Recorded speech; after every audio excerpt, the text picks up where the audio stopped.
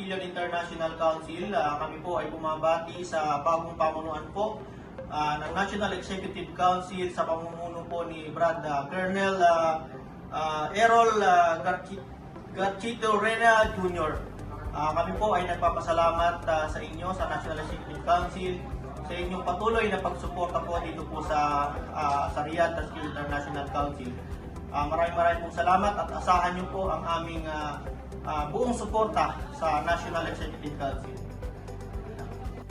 I'm Bro Uchi Hison, the current Vice Chairman of MERCC, and I would like also to express our sincere appreciation to our former National Premier, Bro Chris Mendoza. Along with these National Executive Officers, we wish you the best in your future endeavors.